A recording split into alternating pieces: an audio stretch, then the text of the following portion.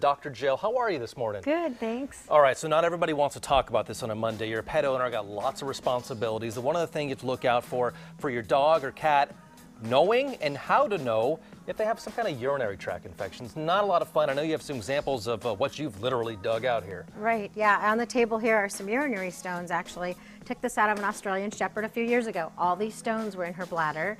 And then over there are some stones I took out of a goat, actually, several years ago. So I've seen it on the rise in the last few weeks. I don't know if it's probably the weather change, but we've seen a lot of urinary tract infections in pets, which made me think I wanted to do a segment about it. All right, so obviously it's out there now. So you're thinking to yourself, well, how do I know? What are the symptoms? How do I detect this? And there's also a way to test this out.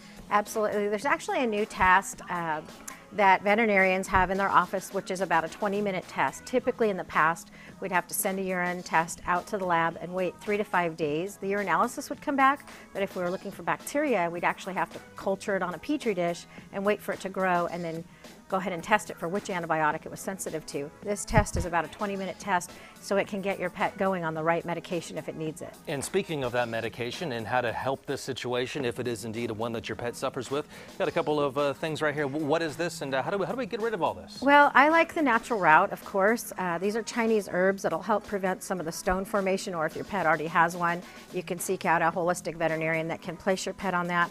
Corn silk, not the corn cob, the corn silk, also is a great remedy for some prevention of urinary tract disease. Apple cider vinegar, cranberry pills or juice. You want to stay away from the one with sugar that you can add to your pet. Check with your veterinarian. And lots of fresh, purified water will also help.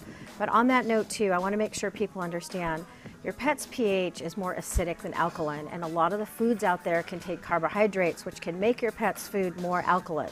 So the carbohydrates in foods may not always be the best for your pet. They're carnivores. You want to go on a more acidic diet with more meat-based foods so you can prevent some of these things from happening. Not always the fun stuff to talk about, but the things that pet owners have to do. Dr. Jill, thank you for taking the time this morning. We always appreciate it. If you would like to schedule an appointment with Dr. Jill, check her out at our website. That's drjill.com.